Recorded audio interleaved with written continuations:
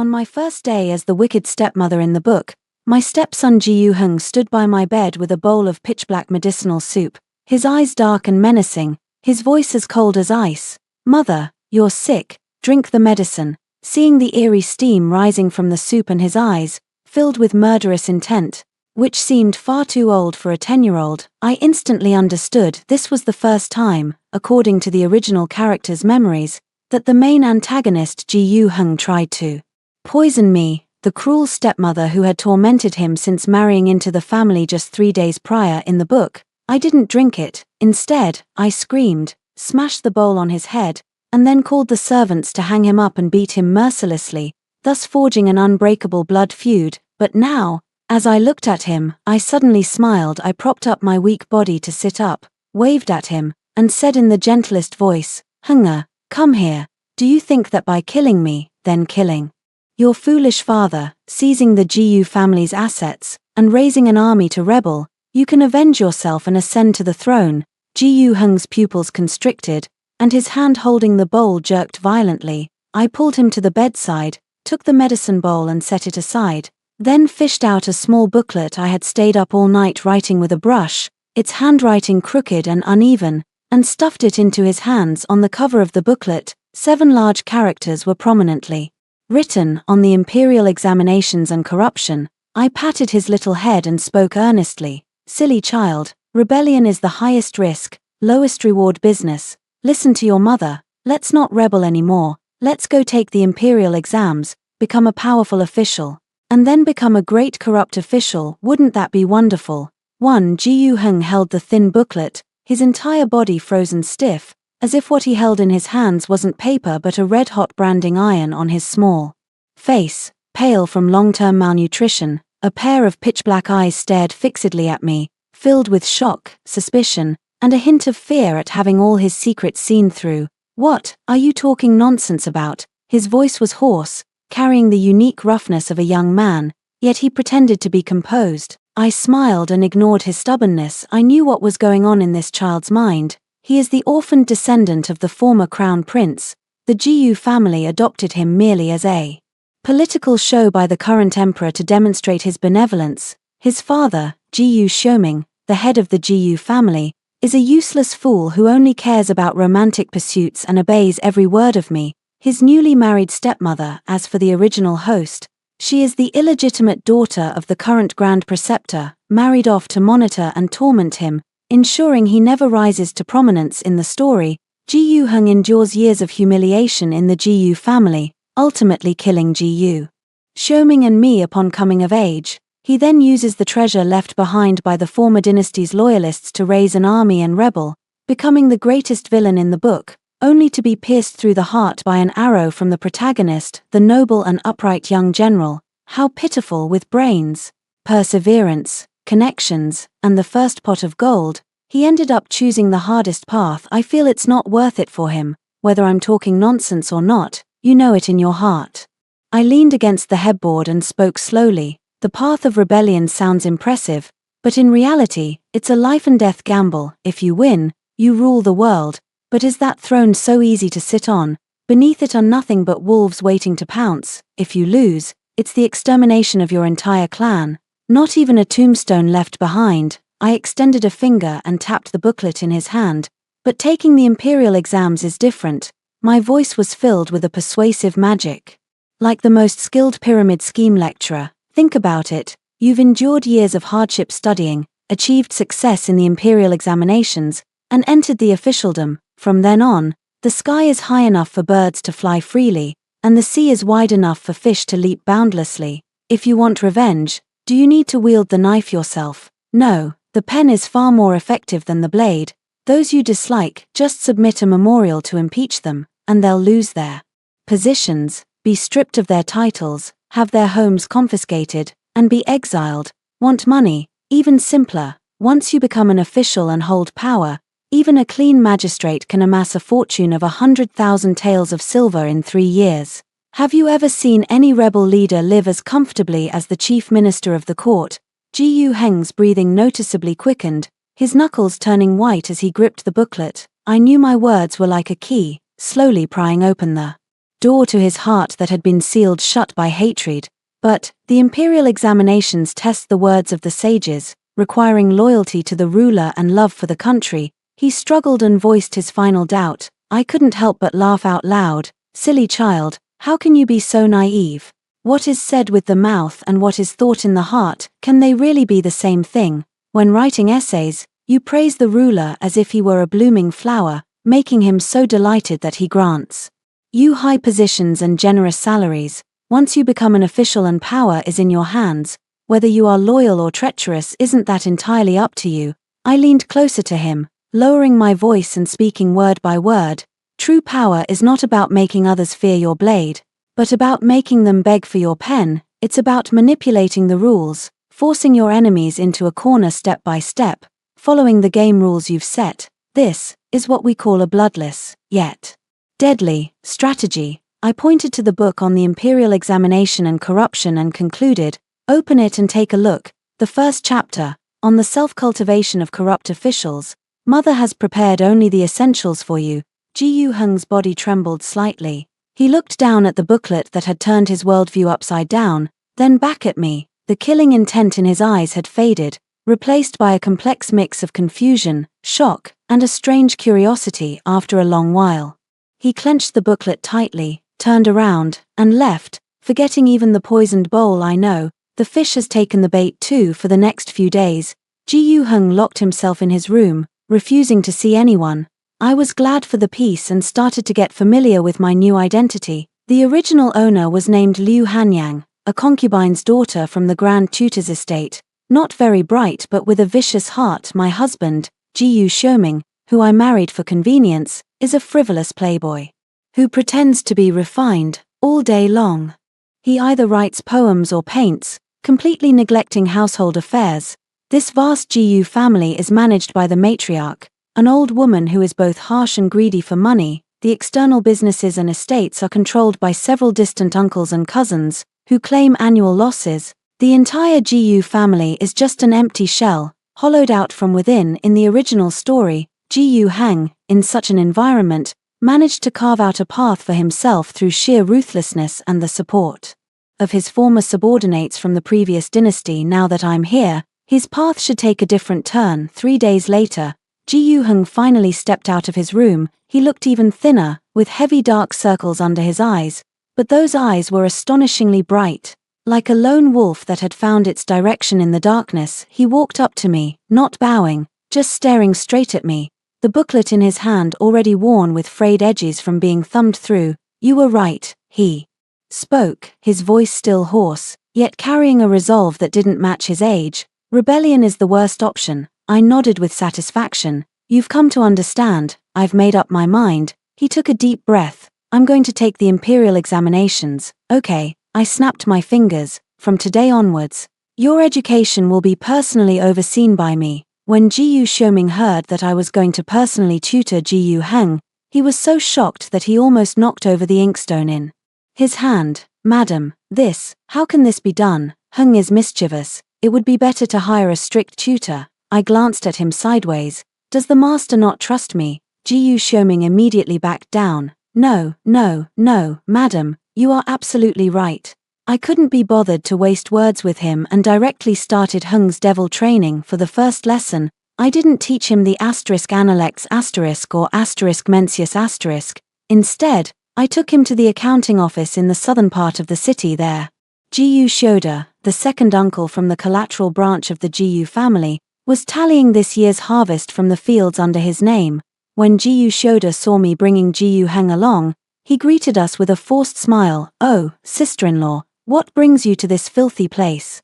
I came to see how this year's harvest is going, second uncle. I got straight to the point. Ji Shoda immediately started complaining about his poverty. Oh, sister-in-law, don't even mention it. This year has been plagued by natural disasters and man-made troubles. The fields yielded nothing, and I even had to cover a lot of the expenses myself. I smiled without saying a word, simply gesturing for Ji Hung to take a look at the account book. Ji Hung frowned, flipped through a few pages, and whispered to me, the accounts don't seem to show any issues. Is that so? I walked over to the account book, casually flipped to a page, and pointed at a number on it. Uncle, I remember that our family's paddy field in the west of the city yielded 3 dan per moo last year. This year, with favorable weather conditions, why does the account book only record 2 dan? Gu showed his eyelid twitched, and he forced a smile. This might be due to the tenants being lazy. Oh, I flipped another page. Then, this fire loss silver for the government. Why is it 30% higher than last year's market price? I heard that the newly appointed prefect is the most honest and strictly forbids anyone below him from overcharging for fire loss. Cold sweat started to form on Gu Shoda's forehead. I continued, and this expenditure for repairing the water channels, this bonus for the long-term workers, this, uncle, your ledger is really clean indeed. Each time I spoke, Gu Shoda's face turned paler. Gu Heng, standing to the side, widened his eyes more and more. He had never imagined that a seemingly ordinary ledger would contain so many irregularities. Finally, Gu Shoda couldn't take it anymore and fell to his knees with a thud. Sister-in-law, I was wrong, I won't dare to do it again. I ignored him and just turned to look at Gu Heng, asking, understand it now? Gu Heng nodded blankly. I patted his shoulder and began the first lesson of today. Henga, remember, the writings of the sages are the stepping stones to your success in the civil service examinations, but these are the real skills you'll need to survive in the officialdom. A single number can bring ruin to a family, a document can change the ownership of a piece of land. This is the power of the pen. Your Uncle Er's method is the most inferior form of greed, full of flaws. Real masters can make the fake seem real, leaving no trace for you to investigate. This discipline is called accounting. Oh no, it's called the art of checks and balances. I looked at Gu Heng's increasingly bright eyes and smiled contentedly. Child, welcome to the real world of power. 3. Having dealt with Gu Shoda, I followed the trail and gave a warning to several collateral branches that controlled the Gu family's businesses. The process was simple. I had Gu Heng take all the account books and go through them entry by entry. He was very clever, able to draw inferences from one example, and quickly transformed from a complete novice into a skilled auditor. The fraudulent accounts created by those uncles and elders could not escape his scrutiny. I didn't drive them to ruin, I simply made them return all the embezzled silver from over the years, along with interest, and then took back the management rights of the businesses into my own hands. Madame Gu was so furious that she fell ill and lay in bed, pointing at me and calling me a calamity. I had her courtyard gates locked by the servants, providing her with plain porridge and simple dishes 3 times a day, all in the name of praying for the old madam's well-being, requiring a pure heart and abstinence.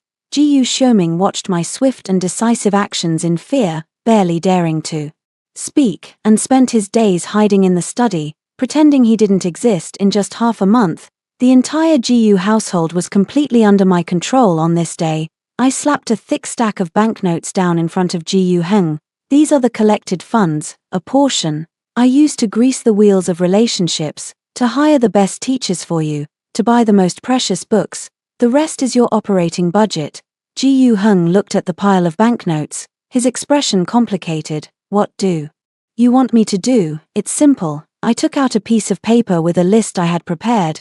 Go make connections with these people. On the list were the most prestigious gentry in the city, low-ranking but influential clerks in the government, and even the most popular courtesan in the brothel. Being an official isn't just about being well-read. Connections are your weapons. I taught him, with the gentry, be courteous and humble, make them believe you have a bright future and are worth investing in. With the clerks, offer small favors, and in crucial moments, they can provide you with unexpected information. As for the courtesan, I paused, looking at Gu Heng's slightly red ears and smiled.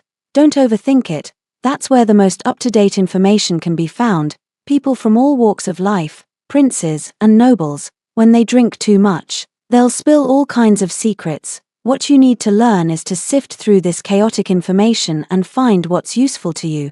This is called intelligence analysis. Gu Heng held the list in his hand, remaining silent for a long time. I knew that for him, this was yet another reshaping of his worldview. From a young age, he was taught that a gentleman should not stand under a dangerous wall and must draw a clear line with petty people. Yet what I taught him was how to dance with petty people and even make use of them. Go ahead, I encouraged him. Don't be afraid, you are meant to be a powerful minister. not a saint. Water that is too clear has no fish, a person who is too discerning has no followers. The truly remarkable are those who can bloom the most beautiful flowers in the mud. Ji Hung left, he began, following my guidance, clumsily yet resolutely, weaving the first network of relationships in his life. He was no longer the gloomy youth who only knew how to hide in the shadows, feeding himself on hatred. He started learning to smile at people, to speak diplomatically, and to exchange toasts at the dinner table. I watched his transformation with my own eyes, and joy filled my heart. I hired the best teachers in the city for him, teaching him classics, history, poetry, and literature. By day, he was a diligent and studious young gentleman. At night, when he returned to me, I began my lessons in the art of the emperor's mind and the thick black theory. I taught him that the core of royal strategy lies in the methods of power as expounded by Han Fizi, how a ruler manages his subjects, balances various factions, and ensures that his subordinates both respect and fear him while still willing to give their lives for him. I told him about the historical power brokers, such as Li Sai and Zhao Jiao, and how they climbed to their positions step by step, only to meet their demise and the destruction of their families due to a single misstep. You should learn their methods, but avoid their endings. I looked at him, my expression serious. Hunger, remember, power is the best aphrodisiac and the deadliest poison. Never be seduced by power itself. Always keep in mind that you wield power to achieve your goals. What is my purpose then? He asked me back, his eyes carrying a hint of confusion. Your purpose, I smiled, is naturally to enjoy the pleasure that power brings, for a long, long time. For instance, wealth that rivals a nation, or a life of complete freedom, or watching your enemies fall one by one, while you remain unscathed, standing at the pinnacle. Ji Hung nodded, half understanding. I know that he can't fully grasp these things yet, but that's okay. The seed has been planted, and one day, it will take root and grow into an unshakable towering tree, and I am the most patient gardener, for time flies, and in the blink of an eye, 3 years have passed. Ji Hung has grown from a frail youth into a tall and upright young man. His appearance inherited the superiority of the royal bloodline, making him exceptionally handsome, yet there is always an inescapable sense of coldness and detachment between his brows. Over these 3 years, he has been like a sponge, voraciously absorbing the knowledge I have taught him. His knowledge, under the guidance of a renowned teacher, advanced by leaps and bounds. His methods, under my teaching by words and example, also became increasingly sophisticated. He was no longer the child who needed me to teach him step by step how to check accounts or how to give gifts. Nowadays, the Jiu family was managed by him in an orderly and efficient manner. Those industries that had been ruined by the side branches were revived under his management, even thriving more than before. Using the methods I taught him, he combined kindness with authority, bringing the local bullies and government clerks in the city under his control. Jiu Xiuming and the old madam had long been marginalized, becoming true ornaments in the Jiu household. As for me, I transformed from a vicious stepmother into a Madame Jiu whom everyone respected and feared. No one knows what kind of demon lies beneath the gentle and refined exterior of Madame Jiu. No one knows that the eldest son of the Jiu family, who appears so warm and talented in public, privately discusses with me how to use a small accident to completely bankrupt a competitor's shipping business. We are like the most tacit partners, and also the most dangerous accomplices. The day of the provincial examination is drawing near. That evening, Ji Hung came to see me. The provincial examination is the day after tomorrow. He stood before me, his expression somewhat complicated. Are you ready? I asked. He paused, then added, I hear that this time, the chief examiner is Magistrate Chen. He is upright and incorruptible, and most detests those who seek advantage through cunning means. I smiled. What are you worried about? Worried that the gifts you've given and the people you've courted in the past might displease this Magistrate Chen. Ji Hung remained silent, which was tantamount to a tacit acknowledgement. I walked over to him and straightened his collar. Hunger, you still haven't mastered it, I sighed. What I taught you wasn't to take shortcuts, but to be able to handle any situation with ease under any rules. For upright officials like Censor Chen, offering gold and silver treasures naturally won't impress him. But what if it's an authentic calligraphy piece by Wang Shiji, the great master of the previous dynasty he admires most? Ji Yu-hung suddenly looked up at me. How did you know? I not only know he admires Wang Shiji, but I also know he has spent 5 whole years searching for a copy of Clear Sky After Snowfall. I smiled faintly. And the genuine masterpiece is stored in our family's treasury. Your father bought it at a high price years ago to flaunt our status. I took out the priceless calligraphy scroll from a box. Tomorrow, you must personally visit Imperial Censor Chen.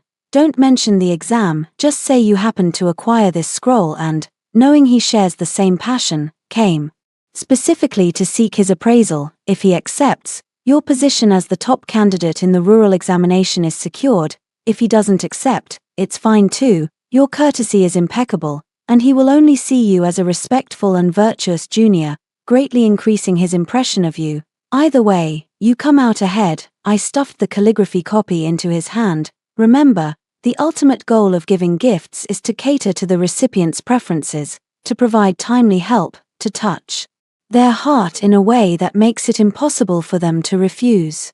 And even after accepting, they should feel grateful to you. Ji Yu-hung looked at the calligraphy copy in his hand and remained silent for a long time. Finally, he bowed deeply to me. Mother, I understand now. He called me mother, not the way he used to, with resentment and wariness, but from the heart. With a hint of reverence and trust. I was taken aback for a second, then smiled. This mother, I had waited for 3 years. 5. The outcome of the provincial examination was entirely predictable. Ji Yu-hung achieved the top rank as the provincial scholar. Censor Chen praised Ji Yu-hung's essays on multiple occasions, describing him as possessing the talent to govern the world. No one knew that behind this success lay the contribution of the Clear Sky After Snowfall calligraphy scroll. Ji Yu-hung's name spread throughout the entire Jiangnan region in an instant. Countless invitations flew into the Ji Yu household like snowflakes, some to offer congratulations, some to seek connections, and many hoping to marry their daughters to him. I rejected them all. It's not the right time yet, I said to Ji Yu-hung. Your path lies in the capital, not in this small corner of Jiangnan. In the spring of the following year, we set off for the capital to take the imperial examination. Before leaving, my nominal husband, Ji Yu-hsioming, held my hand with tears streaming down his face.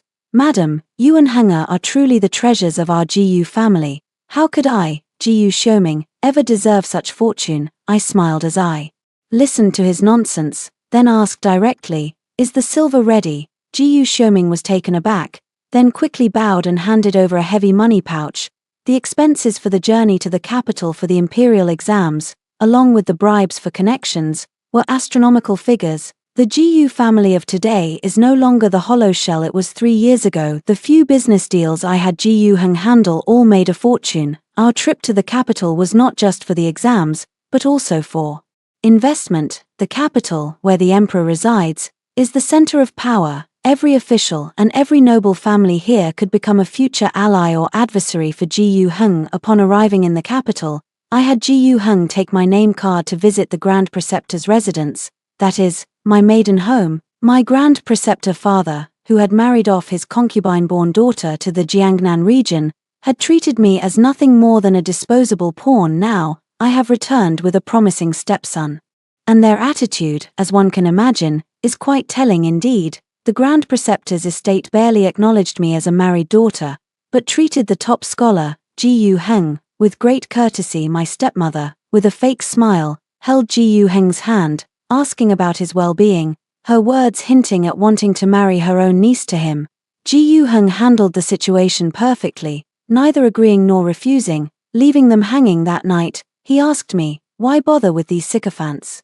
Because they are useful. I took a sip of tea and said calmly, the Grand Tutor is the chief minister of the court, with his disciples and former officials spread throughout the court and the country. With this connection, you can avoid a lot of trouble in the capital. As for your marriage, it is an important political investment. Who you marry, and who you don't, all involve exchanges of interests behind the scenes. For now, you just need to make them feel that they have a chance, that they can be used by you. Once your wings are strong enough, who you want to marry will be entirely up to you, won't it? Ji Yu-hung nodded thoughtfully. Before the metropolitan examination, the capital city was filled with undercurrents. Examinees from all walks of life displayed their various skills. Some buried themselves in intense study, others sought connections everywhere. and some attempted to bribe officials. I told Ji Yu-hung not to do anything, just to focus on studying in peace because I had already investigated thoroughly that the chief examiner for this imperial examination was the emperor's teacher, imperial tutor Zhong Juzheng. This grand secretary Zhong is an even more stubborn rock than Censor Chen, impervious to all influence. Anyone trying to take shortcuts would be condemned to eternal damnation by him. The best way to deal with such a person is to let one's abilities speak for themselves. Sure enough, when the imperial examination results were announced, Ji Yu-hung's name was prominently listed, ranking first at the top. Huiyuan, first place in the provincial examination, successfully passed 2 levels of the imperial examinations. The entire capital was in an uproar. Everyone knew that as long as nothing unexpected happened, this year's Zhuangyuan, #1 scholar, would undoubtedly be Ji Yu-hung. Next came the palace examination, which would determine the final fate. On the eve of the palace examination, I called Ji Yu-hung to my room. I didn't discuss current policies or theories with him, nor did I ask him to recite the classics. I only asked him one question: "Hunger, do you know what the current emperor cares about most?" Ji Yu-hung pondered for a moment before replying, "Is it the northern barbarians, or the southern floods?" I shook my head. "Neither." I looked at him and said, word by word, "What he cares about most is whether the dragon throne beneath him is stable. The emperor is suspicious, especially wary of generals who hold military power." The protagonist in the book, the young general, was able to defeat you not because he was stronger than you, but because he knew how to show weakness in front of the emperor and was willing to relinquish his military authority in exchange for the emperor's trust. "And you," I pointed at him, "you are too sharp and ambitious. Winning twice in a row, achieving success at a young age in the emperor's eyes, this may not be a good thing." Ji Yu-hung's expression darkened. "Then what should I do?" "Hide your talents," I said. "During the palace examination, you must not perform too well, nor too poorly. Your policy essay should be elegantly written, but your viewpoints should be moderate. Do not propose any radical reform plans, as that would make the emperor feel you are difficult to control. At the end of your essay, express your boundless reverence for His Majesty. Make him feel that all your talents are willing to be used for his sake. You must let him see your abilities, but more importantly, let him see your loyalty. The position of top scholar is too conspicuous. We don't want it. What we want is a ranking that will allow you to enter the Hanlin Academy without making you a target for everyone. Second place or third place is the best choice." A hint of struggle flashed in Ji Yu-hung's eyes. I knew that for someone as proud as him, giving up the easily attainable title of #1 scholar was a torment, but I had to make him understand, the tallest tree in the forest is the first to be struck by the wind. Sometimes taking a step back is for the sake of being able to take 100 steps forward in the future. I patted his hand. "Trust me." In the end, he nodded. On the day of the palace examination, in the Hall of Golden Chimes, the emperor personally conducted the questioning. Ji Yu-hung's performance perfectly executed my plan. He neither showed off nor revealed his full capabilities, yet everywhere he displayed wit and talent. In the end, the emperor, with a stroke of his pen, designated him as the third ranked scholar in the first class, the Tanhua. When the news arrived, many people felt regret for Ji Yu-hung. Only I and Ji Yu-hung himself knew that this was actually the best beginning. 6. As the Tanhua, he was appointed as a compiler in the Hanlin Academy. This is a prestigious position with little real power, but it serves as a cradle for future cabinet ministers. Ji Yu-hung officially entered the political arena. Life in the capital is 100 times more complex than in the south. This is the epicenter of power, where every step must be taken with great caution. The Grand Preceptor's residents grew much colder in their attitude when they realized Ji Yu-hung was merely a third place Tanhua, not the top scholar, Zhuangyuan. That stepmother also stopped mentioning the marriage proposal. "I'm enjoying the peace and quiet." Ji Yu-hung's days in the Hanlin Academy were not easy. Most of his colleagues were from noble families, looking down on others, and they openly and covertly ostracized Ji Yu-hung. This peasant from Jiangnan with no backing, they made him do the most menial tasks, sorting through old documents, copying papers, taking credit for any achievements, and letting him take the blame for any mistakes. Ji Yu-hung almost lost his temper several times, but I stopped him each time. "What's the rush?" As I leisurely munched on melon seeds, I told him, "This is a good thing. A good thing. Ji Hung frowned. Of course, I spat out the melon seed shell. They see you as an easy target, which is why they let their guard down around you. What you need to do now isn't to compete with them for short-term gains, but to perfect the most tedious tasks you have on hand. What is the Hanlin Academy? It's the archives of the great Zhou dynasty. Those old documents hold countless secrets, the promotions and demotions of officials, the rise and fall of families, even the hidden affairs of the imperial family. Keep all of this in mind, categorize it, and build your own database. One day, this seemingly useless information will become your most lethal weapon. As for those people, I sneered, let them gloat for now. The higher they jump, the harder they'll fall. We have plenty of time to play this game slowly. Ji Hung calmed down after hearing my words. He stopped complaining and no longer argued with others. Like a giant crocodile lurking in deep waters, he waited silently and patiently for the right moment to strike. He went through all the archives of the Hanlin Academy, memorizing the history of the Zhou dynasty spanning 100 years, as well as the backgrounds of various officials. His patience and talent gradually caught the attention of some observant individuals. One of them was the seventh prince of the current dynasty, also the most neglected idle prince, Li Xian. Li Xian was a prince with no grand ambitions, spending his days immersed in poetry, wine, calligraphy, and painting, which somehow aligned with Ji Hung's interests. The two of them often discussed academic matters together and gradually became friends. I told Ji Hung, you can form a deep friendship, but don't take sides. Now that the position of the crown prince is undecided, the princes are fighting to the death, our foundation is still unstable, and rashly taking sides will only make us cannon fodder. This seventh prince, who appears to be indifferent to worldly affairs, is actually the safest person to associate with. Remember, before the situation becomes clear, the best strategy is to avoid offending anyone and keep a certain distance from everyone. Ji Hung agreed wholeheartedly. The turning point came at an unexpected moment. The emperor wanted to compile a history of the previous dynasty, and the Hanlin Academy was tasked with organizing the materials. This was a massive and tedious project, and no one wanted to take on this arduous task. Finally, this mess naturally fell into Ji Hung's lap. His colleagues were all waiting to see him make a fool of himself. They didn't know that this was exactly the opportunity Ji Hung and I had been waiting for. Ji Hung spent an entire month meticulously organizing the mountain of documents and, using the modern library management methods I taught him, created an index. Not only that, but he also discovered a shocking secret from an inconspicuous miscellany. At the time of the emperor's ascension to the throne, there was once a distinguished prince with numerous military exploits who was executed along with his entire family on charges of treason. However, the evidence Ji Hung found seemed to suggest that it was a wrongful conviction. The true traitor was someone else, and that person is the grandfather of the current crown prince, the powerful Duke of Zhen. When Ji Hung told me this discovery, my hand trembled slightly. I knew that our opportunity had arrived. 7. This discovery must not be acted upon. For now, I calmed down and said to Ji Hung, why? Ji Hung was puzzled. This is the best chance to overthrow the crown prince. No, I shook my head. It's not the right time yet. The crown prince has deep roots, and the Duke of Zhenguo holds military power. A single piece of evidence from a miscellaneous record won't be enough to move them. If we report it rashly, we'll only alert them and put ourselves in danger. I looked at him, my eyes sharp. This bomb, we need to hold on to it and throw it out at the most critical moment. When is the critical moment? When someone needs this bomb.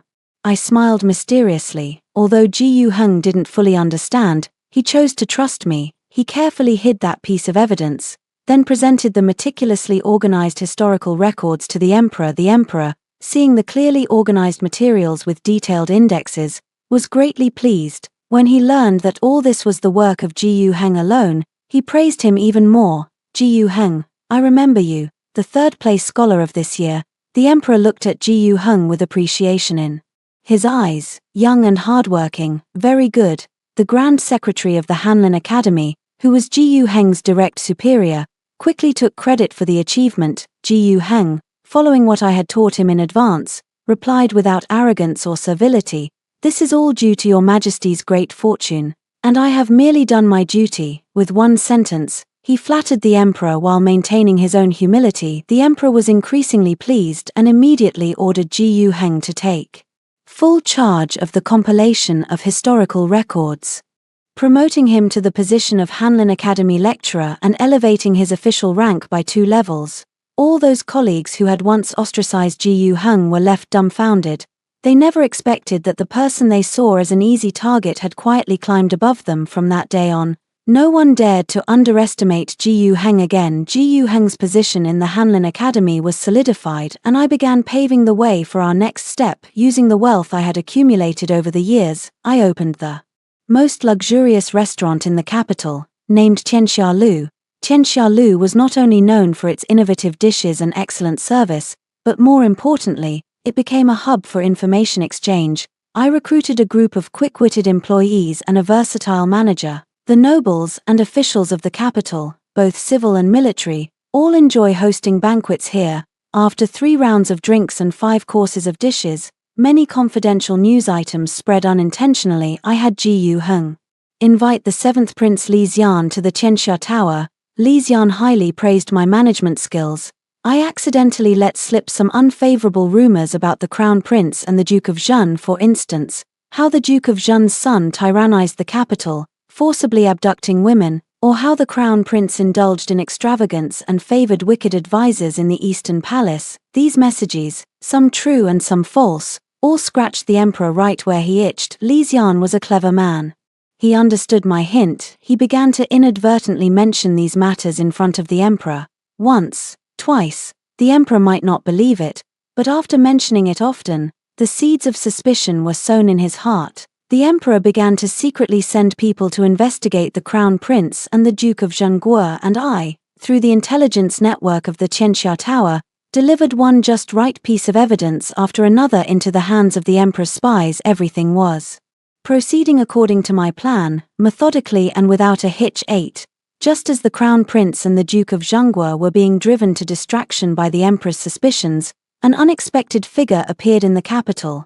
The male protagonist of the original book, the dashing and noble young general, Lin Zhao. He was ordered to escort the northern barbarian delegation to the capital, and having achieved great merit at the border, he was conferred the title of Mighty General. Enjoying unparalleled prestige for a time, I knew that Ji Yu Heng's true rival had arrived. Lin Zhao was like a stubborn, stinking rock. He was incorruptible, upright, courageous, and possessed almost all the virtues traditionally esteemed in the book. He is the embodiment of justice, the natural nemesis of Ji Yu Heng's evil forces. Sure enough, shortly after Lin Zhao arrived in the capital, he clashed with the Crown Prince's faction. The incident began when the youngest son of the Duke of Zhenguo, a notorious playboy, rode his horse recklessly through the streets and injured a commoner. Lin Zhao, who happened to be passing by, wasted no time and immediately apprehended the young man, delivering him to the capital prefecture. When the Duke of Zhenguo's people went to demand the release,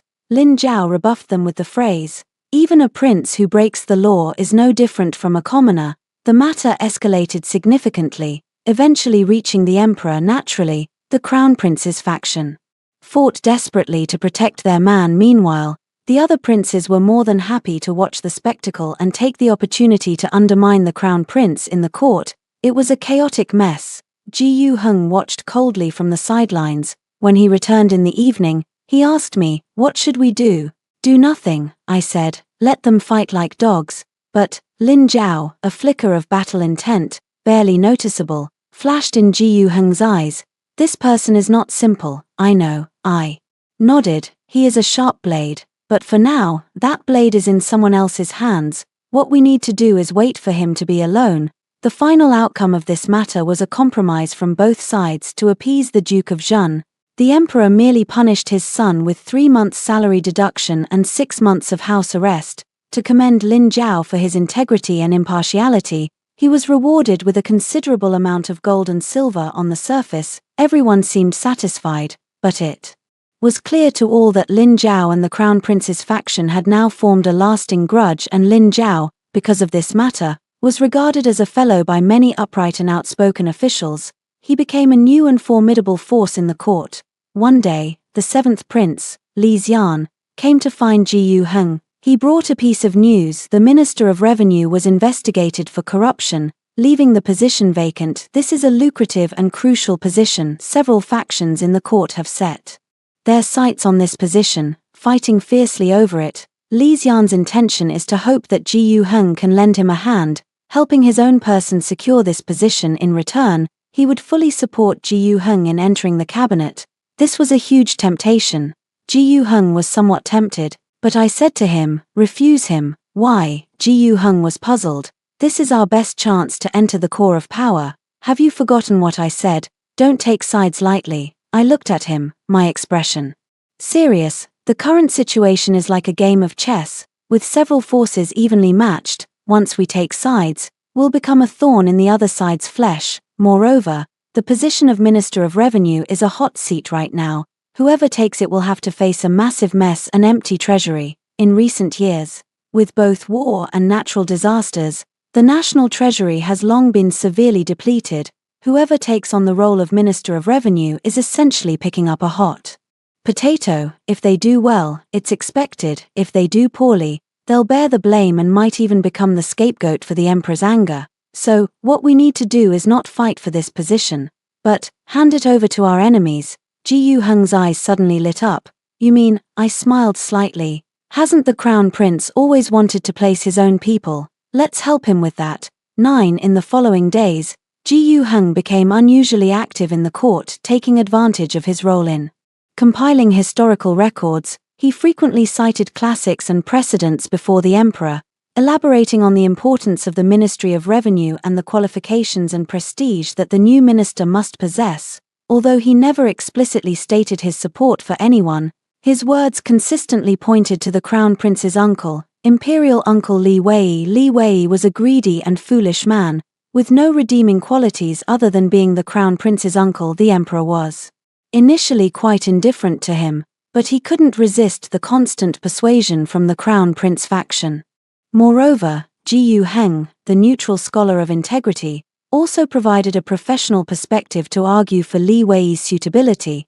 The emperor was swayed by their arguments. He felt that having Li Wei, someone he trusted, manage the treasury was much more reassuring than letting those he didn't trust, who were associated with the imperial princes, handle it. Thus, amidst a chorus of objections, the emperor overruled everyone and appointed Li Wei as the new Minister of Revenue. Upon hearing the news, the crown prince faction celebrated jubilantly. Prince Li Xian, however, was so furious that he nearly smashed his cup. He confronted Ji Yuheng, demanding to know why he had betrayed him. Ji Yuheng, following the script I had taught him, explained with an innocent expression, "Your Highness, please calm down. I am merely discussing the matter objectively and am not biased towards anyone.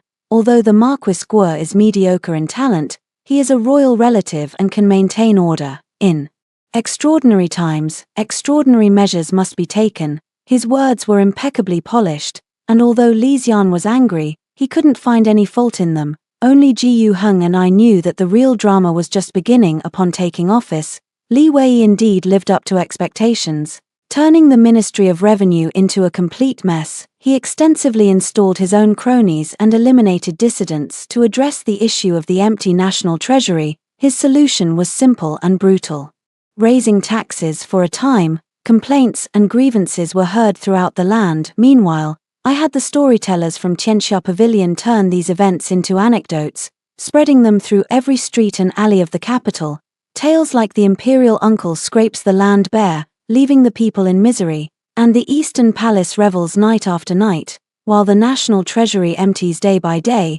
Public resentment was stirred to its peak. Even the officials who had originally supported the crown prince began to waver. At this moment, Lin Zhao stepped forward. He co-signed a memorial with dozens of censors, a lengthy document of several thousand words, enumerating 10 major offenses of the Empress Dowager's brother, Li Wei, and directly targeting the crown prince behind him. This memorial was like a heavy bomb, causing an uproar in the court. Naturally, the crown prince's faction launched a full-scale counterattack, accusing Lin Zhao of slander, spreading alarmist rhetoric, and being a troublemaker sent by other princes. In the court hall, the arguments once again became heated. The emperor was overwhelmed by the noise and couldn't make a decision for the moment. He knew Li Wei was no good, But Li Wei was, after all, the uncle of the crown prince. Punishing him would be like slapping the crown prince in the face, and the crown prince was the heir he had personally appointed. At this moment of high tension, Ji Yu Heng submitted his memorial. His memorial was not long, but its weight far surpassed Lin Zhao's lengthy petition, for it was accompanied by a detailed account. This account documented every irregular expenditure of the Ministry of Revenue since Li Wei's appointment, every unreasonable tax, and every tale of silver that flowed into the Eastern Palace. All of this evidence was gathered bit by bit through the intelligence network of Changxialu, and then meticulously organized by Ji Yu Heng, who is highly skilled in accounting. The evidence is irrefutable and undeniable. 10. A deathly silence fell over the Golden Luan Hall.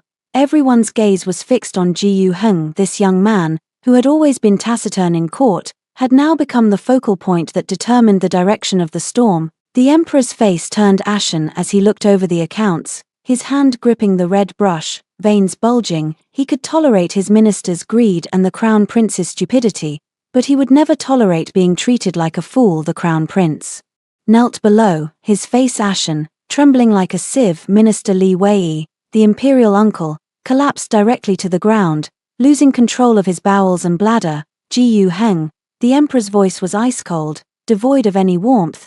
Are you certain that this account is accurate? Returning to your majesty. Ji Yu Heng bowed, his voice not loud but clearly audible throughout the entire hall. I pledge my head as guarantee that every word is true. The emperor closed his eyes, and when he opened them again, his gaze was filled with overwhelming fury. Guards, drag Li Wei away and throw him into the imperial prison for a thorough investigation. All those involved must be severely punished without leniency. Your Highness, the Crown Prince. The Emperor looked at his incompetent son, a flicker of disappointment and weariness flashing in his eyes. Confined to the Eastern Palace for self-reflection, without my decree, you are not to take a single step outside. A tumultuous storm in the imperial court came to an end with Ji Yu Heng's seemingly insignificant account book. The uncle of the emperor, Li Wei, was ultimately sentenced to immediate execution.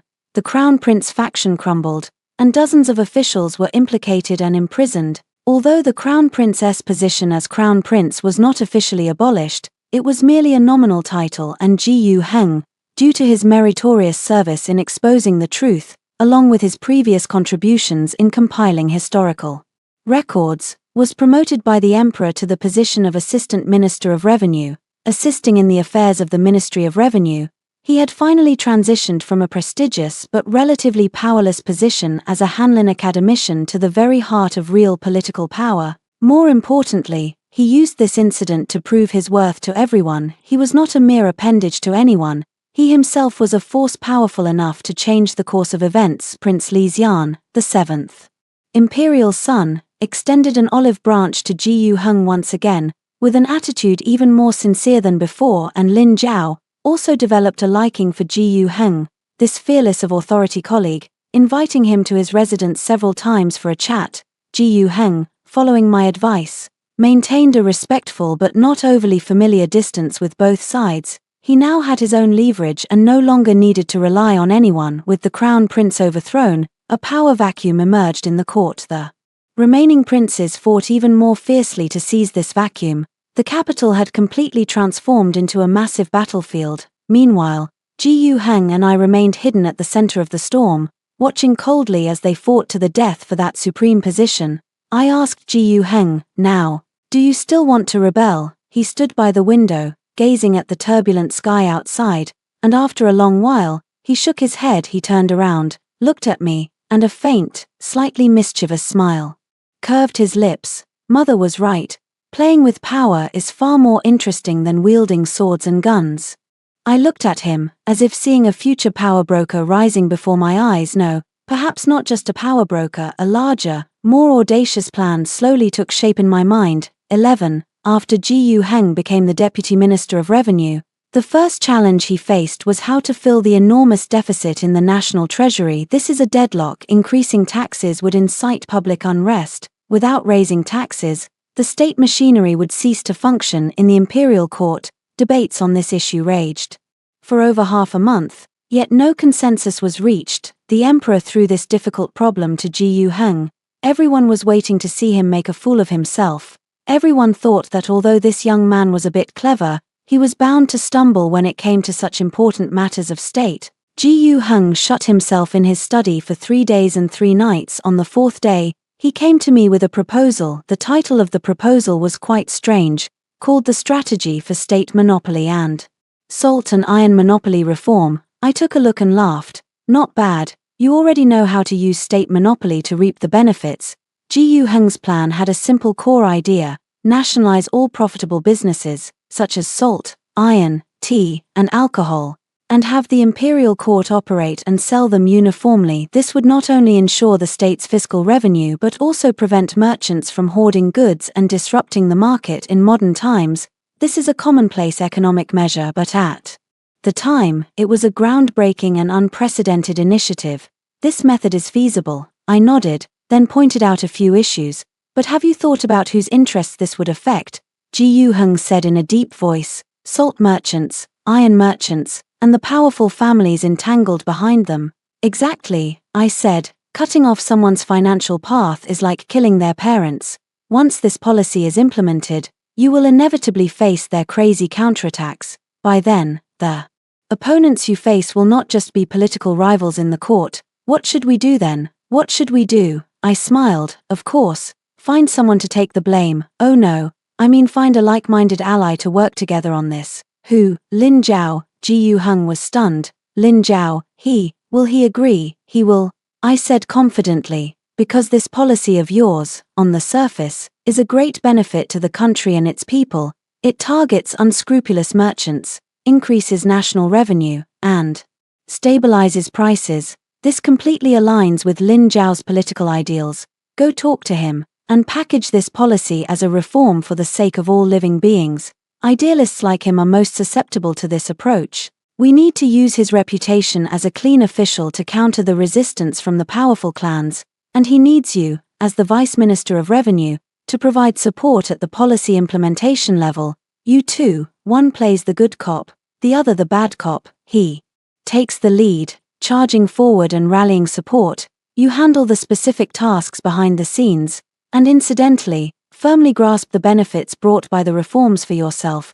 Ji Hung's eyes grew brighter and brighter. He understood what I meant. This is a move of using one's blade to kill and also a move of driving the tiger to devour the wolf. Use Lin Zhao as the sharpest blade to cut through the toughest bones. Whether we succeed or fail, it benefits us either way. If we succeed, we gain both fame and fortune. If we fail, there's still Lin Zhao, the reckless one, to take the fall. Mother. Ji Hung looked at me, his eyes filled with admiration. You really are, he thought for a long time before coming up with a word, a genius. I gladly accepted the compliment. 12. Ji Hung went to find Lin Zhao. The process was even smoother than I had imagined. When Ji Hung laid out his grand plan for reform, Lin Zhao's eyes lit up. He excitedly grasped Ji Hung's hand, exclaiming, "For the country and the people, I would not hesitate even in the face of death," and immediately expressed his willingness to share the same path and ideals with Ji Hung, working together to promote this great reform. Looking at Lin Zhao's face, illuminated by the glow of idealism, Ji Hung almost couldn't hold back his laughter. Soon, a salt and iron reform, led by Lin Zhao and supported by Ji Hung from behind, began to unfold in the imperial court as expected. As soon as the policy was proposed, it faced fierce opposition from conservative officials, represented by the major aristocratic families. They pinned the labels of competing with the people for profit and disrupting the nation's foundation on Lin Zhao and Ji Hung in an instant. Impeachment memorials flew like snowflakes towards the emperor's desk, but this time, the emperor unexpectedly stood on the side of Lin Zhao and Ji Hung. The reason is simple: he was out of money. The empty treasury made his reign as emperor anything but enjoyable. Now that someone is willing to go get the money for him, why wouldn't he be happy about it? With the emperor's support, the reform began to be implemented with great difficulty. Lin Zhao fully demonstrated his reckless nature. Like a warrior, he engaged in fierce debates with the scholars in the court, single-handedly confronting the entire conservative faction. His reputation reached its peak among the intellectuals and the common people. Everyone praised him as the iron-willed censor and the pillar of the nation. However, Ji Hung was very low-key. He never participated in debates in the court, merely handling specific matters related to the reforms quietly. He established a dedicated Salt and Iron Commission, recruiting talents proficient in mathematics and management. He formulated detailed monopoly procedures, from production to transportation and then to sales, arranging every step clearly and systematically. He even introduced the concept of shareholding, allowing some imperial merchants to invest in the Salt and Iron Commission and share profits, thereby dividing and winning over the merchant class. All of this was taught by me. I adapted a set of modern enterprise management practices, slightly modifying them to become his invincible weapon. The effect of the reform was remarkable. In just half a year, the revenue of the national treasury doubled. The emperor, seeing the piles of silver, couldn't stop smiling, and on multiple occasions in the court, he specifically praised Lin Zhao and Ji Yu Heng. Lin Zhao reaped fame, the emperor reaped wealth. But what about Ji Yu Heng? What he gained was real power. The newly established Salt and Iron administration, from top to bottom, is filled with his people. The nationwide network of salt and iron monopolies is firmly controlled by him. This is not merely a tool for accumulating wealth, it is also a nationwide intelligence network and a network of relationships that can be mobilized at any time. He has already transformed from a simple civil official into a powerful minister who holds the economic lifeline in his hands. And all of this was accomplished quietly under the cover of Lin Zhao's righteous halo. Lin Zhao still regards Ji Yu Heng as a comrade in arms who shares the same ideals. He does not know that, from beginning to end, he has merely been a pawn, a chess piece, the most useful one. 13 After the reforms succeeded, Ji Yu Heng's reputation reached a new height. He was no longer the Hanlin compiler who needed to rely on others, but a rising star in the court that no one could ignore. The emperor relied on him. More and more, the princes vying for the throne have also been working even harder to show their goodwill toward him. Even my father, the Grand Tutor, shamelessly sent someone with lavish gifts, once again bringing up the matter of marriage alliance. I had Ji Yu Heng accept the gifts, but the marriage proposal was still put off. Now, we have even greater ambitions. A mere granddaughter of a grand counselor is no longer worthy of my son. That day, I was in the private room of Qianxia Tower, listening to the shopkeeper report the latest intelligence when an unexpected person pushed the door open. It was the seventh prince, Li Xian. He dismissed his attendants, and behind the screen, only the two of us remained. Madam, what a brilliant move. Li Xian got straight to the point, his gaze sharp as he looked at me. With a single salt and iron reform, you used Lin Zhao's name to take control of the nation's treasury. Minister Ji Yu, this move of yours is truly masterful. I picked up the teacup, gently blew on the steam, and remained silent. I knew that he had come today not to praise me. Let's speak plainly, Li Xian said. The crown prince has been deposed, and my brothers are locked in a fierce struggle. As the emperor grows older, it remains uncertain who will ultimately inherit the throne of the great Jew. He paused, looked at me, and said word by word, I want to fight for it. I set down my teacup and smiled. Your Highness, are you telling me this because you want Ji Yu Heng to lend you a hand? Yes, Li Xian made no attempt to hide his ambition. I know that Lord Ji Yu listens to his wife. As long as you agree, Lord Ji Yu won't be a problem. I need money, people, and support in the court, and all of these, Lord Ji Yu, or rather, you, madam, can provide me. Once the matter is settled, I promise that Lord Ji Yu will become the chief grand secretary, second only to one, above 10,000 others. And you, madam, will be the first-rank titled lady of the court, enjoying unparalleled glory. The terms he offered were very tempting. Anyone else might have been swayed, but I just smiled. Your Highness, I looked at him and slowly began. Chief Grand Secretary of the Cabinet, first-rank Lady of Honor, it sounds impressive. But, have you ever considered that there might be a better choice? Li Xian froze. What do you mean? I stood up, walked over to him, lowered my voice, and uttered a sentence that made his expression change drastically. Why assist someone else in becoming an emperor when you could let Ji Yu Heng take the throne himself? 14 Li Xian's face turned ashen in an instant. He sprang to his feet, looking at me in terror, as if staring at a madman. You've gone mad. If this gets out, it's a crime punishable by the extermination of 9 clans. What is your Highness afraid of? I sat down leisurely, gesturing for him to sit as well. There are no outsiders here. Li Xian sat down stiffly, his body still trembling slightly. Ji Yu Heng, he is surnamed Ji Yu. Not Li. Does it really matter? I retorted. The founding emperor of the previous dynasty was also a cowherd, wasn't he? Are nobles and generals born with their status? I looked at him and began to drop my heavy bombshell. Your Highness, what do you think Ji Hung's true identity is? Li Xian was taken aback. I said softly, aren't you curious how a merchant family from Jiangnan would adopt a child?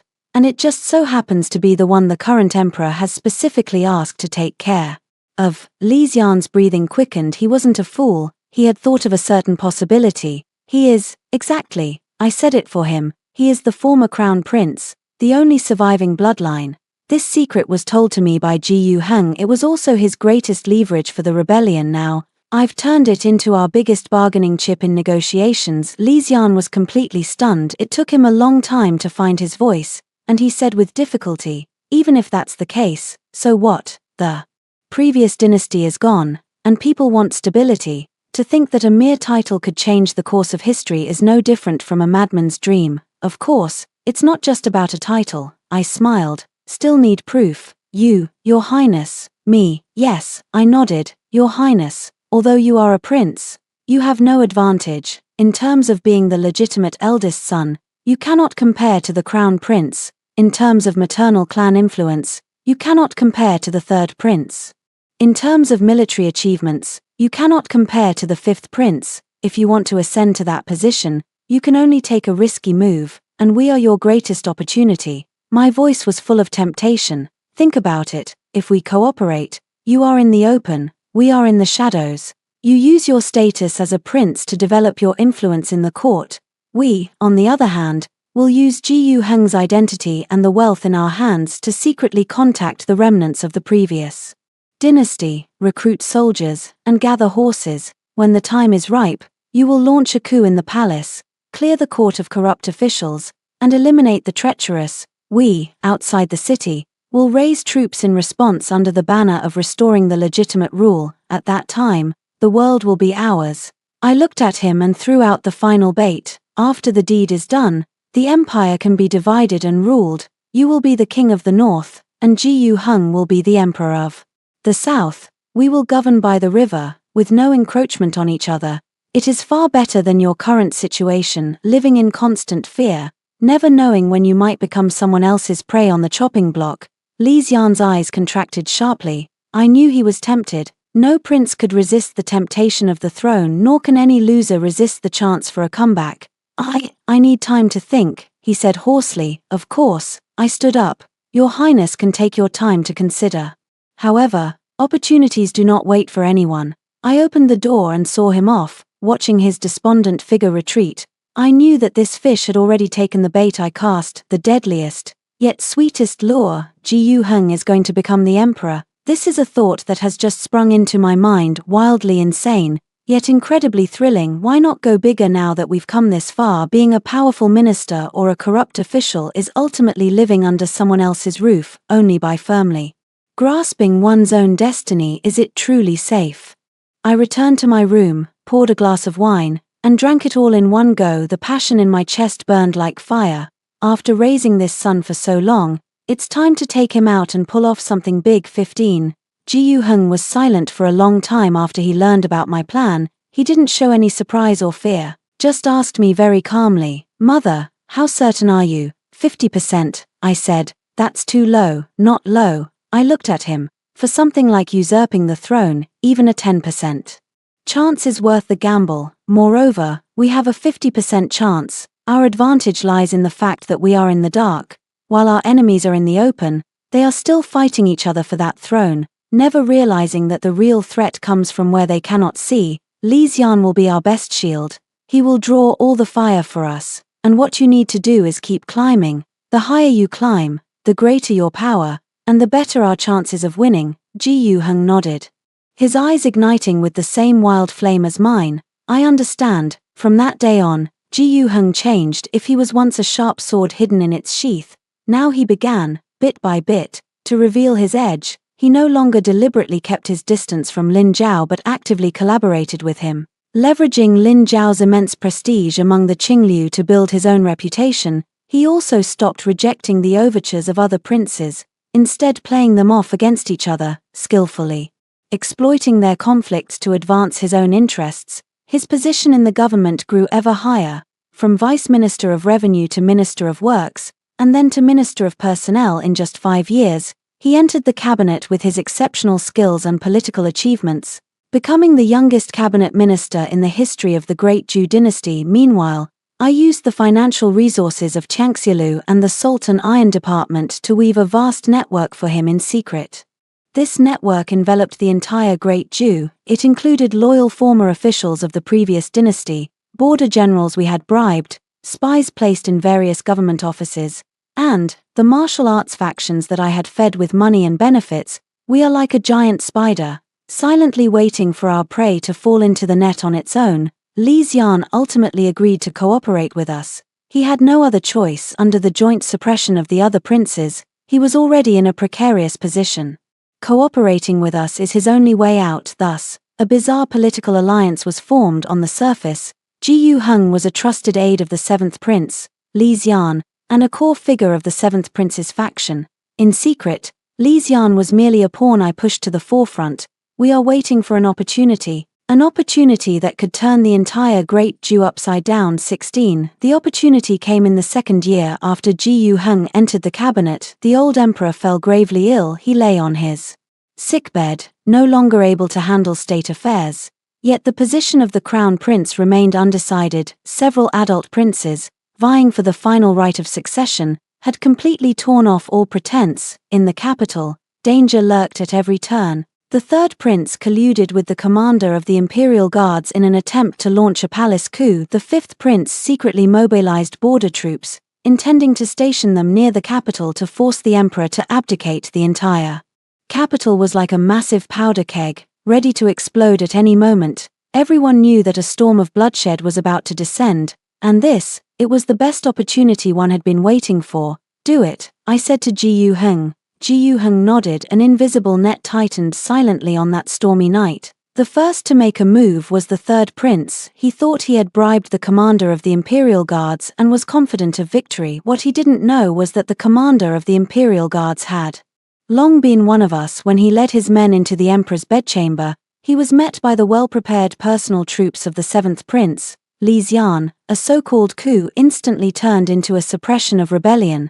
The 3rd prince was captured on the spot. Early the next morning, Li Xian appeared at the morning court with the 3rd prince, who was bound tightly. He tearfully accused the 3rd prince of the crime of treason to the emperor lying on his sickbed, and Ji Yuheng, as a witness, produced the secret letters exchanged between the 3rd prince and the commander of the imperial guards. Of course, the letters were forged, but by this time, the truth or falsity of the matter no longer mattered. The emperor was furious and ordered the 3rd prince to be stripped of his title and reduced to a commoner, to be imprisoned for life. The faction of the 3rd prince was completely uprooted. Before anyone could recover from this sudden turn of events, the rebel army of the 5th prince had already arrived at the city gates. The 5th prince's banner proclaimed cleansing the court of evil ministers, accusing the 7th prince Li Xian and Ji Yuheng of being traitors who had kidnapped the emperor and falsified decrees to disrupt the government.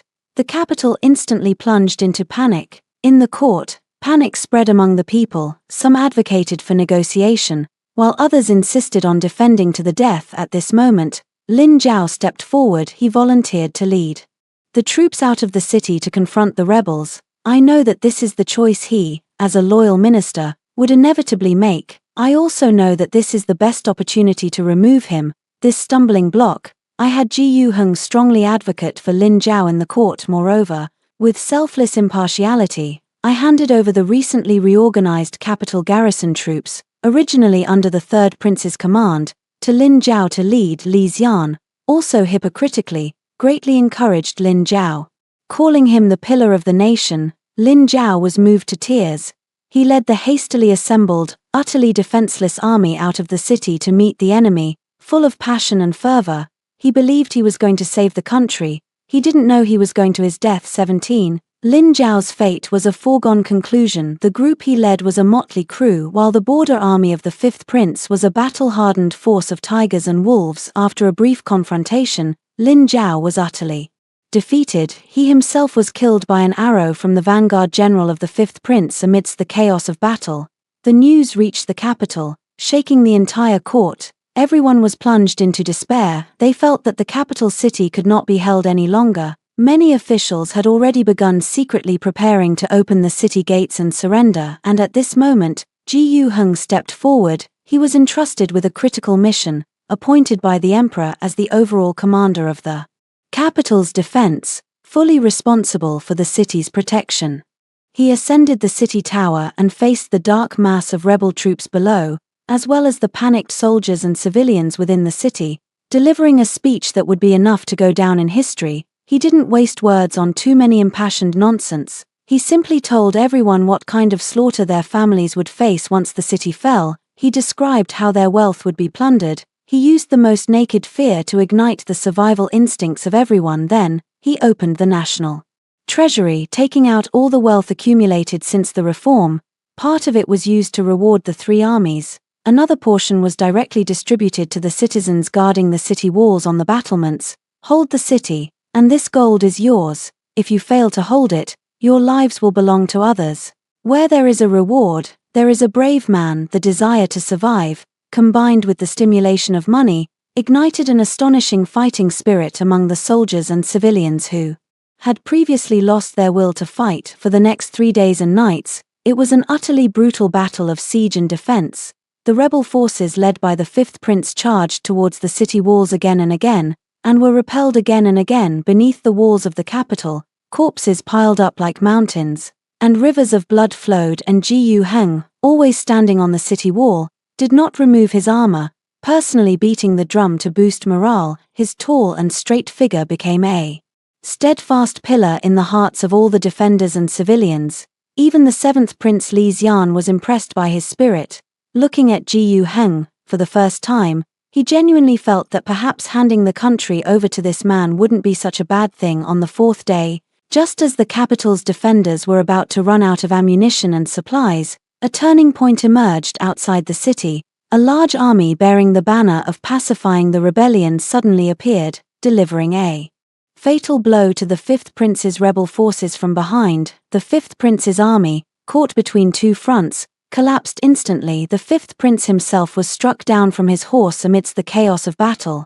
The capital has been secured. When the general of that Jingnan army removed his helmet, revealing a face that bore a striking resemblance to Ji Hung, everyone was stunned. He was the former dynasty's prince of Zhennan, the last remaining member of the imperial family in the military. He walked up to Ji Hung, knelt on one knee, and proclaimed loudly, "Your servant has come to rescue you. Too late. Long live the emperor. May you live 10,000 years. On the city wall, everyone was stunned. They looked at Ji Hung, then at the prince of Zhennan, their minds completely blank. Meanwhile, Ji Hung slowly descended the city wall. He walked up to the prince of southern town and helped him up. Then, he turned around and faced everyone within and outside the capital. His voice, though not loud, clearly reached the ears of everyone present. The previous dynasty has passed, a new dynasty shall rise. From this day forth, I shall be the ruler of this land. The era name shall be Kaiyuan. 18 Ji Hung has ascended the throne. The process was surprisingly smooth. The old emperor, upon hearing the news of the defeat of the fifth prince's army and the relief of the siege on the capital, failed to catch his breath and passed away. The seventh prince, Li Xian, was the first to step forward, proclaiming Ji Hung as the new ruler. The court ministers, quick to adapt to the changing winds, also knelt down one after another, shouting "Long live the emperor." Thus, a change of dynasty was completed in an atmosphere that was almost peaceful. There was no large-scale bloodshed, no prolonged warfare. The great Zhou dynasty had fallen. A new dynasty was born in the hands of Ji Hung. I, as the mother of the new emperor, was honored as the Empress Dowager moved into the most splendid Ci Ning Palace within the imperial palace. On the day of the coronation ceremony, I wore the elaborate ceremonial attire of the Empress Dowager, seated on the high throne, watching Ji Hung, dressed in the dragon robe, step by step, ascend to the highest position of power. He received the homage of the officials, his expression indifferent, yet carrying an innate, regal dignity. In my heart, a mixture of emotions surged. I looked at him, as if seeing the teenager from 10 years ago, standing by my bed with a cup of poison in his hands, his eyes filled with malice. Who could have imagined that the child back then, who only thought of seeking revenge in the most clumsy way, would today become the ruler of this world, and I, a soul from another world, have personally created an emperor. This feeling is simply too exhilarating. After the ceremony, Ji Hung dismissed everyone and went to the Sinning Palace. He had already changed out of his dragon robe and was wearing casual home attire. He walked up to me, as naturally as he used to, and poured me a cup of tea. "Mother," he spoke, his voice carrying a softness I had never heard before. I responded with a sound and took the teacup. "What are your plans for the future?" he asked. "Plans?" I smiled. "What plans could an old woman like me have? I'll just stay in this palace, enjoy my remaining years, and watch you do a good job as the emperor." Ji Hung looked at me, his eyes serious. "Mother, without you, there would be no me today. This empire was built by you for me. Whatever you want, I can give it to you. Power, wealth, or you could even consider ruling from behind the curtain, if you wish." Upon hearing the last sentence, I nearly spat out the tea in my mouth. "Absolutely not." I waved my hands repeatedly. "I have no interest whatsoever in dealing with those trivial memorials." I looked at him and said with heartfelt sincerity, "Hunger, now you are the emperor, there is still much for you to learn: how to balance the court, how to manage your ministers, how to appease the people. All of these you must explore on your own. I have taught you all I can. The rest of the journey, you must walk alone." I paused for a moment, then added one more thing. "However, there is one thing you must remember." "What?" I leaned close to his ear, lowering my voice to impart the final, and most crucial, piece of advice I had for him as a mother, and as his mentor in his political career. Being an emperor is fine, but never, ever be a good emperor. When the water is too clear, there are no fish. A court that is too clean will not function. What you must do is become the greatest corrupt official, seize all the wealth of the world firmly in your own hands, then use that money to raise the strongest army, build the widest canals, and do anything you wish. As for the criticisms from the censors, treat them as nothing more than whispers in the wind. History is written by the victors. As long as you ensure the people have food to eat and clothes to wear, you will be remembered as an emperor for the ages." Ji Hung listened, stunned for a long time. Finally, he smiled. That smile, like the first thaw of ice and snow, carried a sense of relief and ease. "Mother, I understand." He stood up, bowed deeply to me. "Your subject humbly obeys the Empress's teachings." Watching his retreating figure, I knew that my mission was completely accomplished. I had successfully transformed a rebellious youth harboring hatred into a qualified, and even excellent, scheming emperor. What kind of emperor he will become, I do not know, but I know he will never become a naive fool who can be easily manipulated. That is enough. I lay on the soft couch, closed my eyes, and prepared to begin the long-awaited, idle, retired life of an empress dowager. This time traveling into a book is an absolute win. After hearing the story above, what are your thoughts? Feel free to share your opinions in the comments section. Looking forward to hearing from you. If you liked this story, don't forget to like it, share it, and subscribe to my channel. See you next time.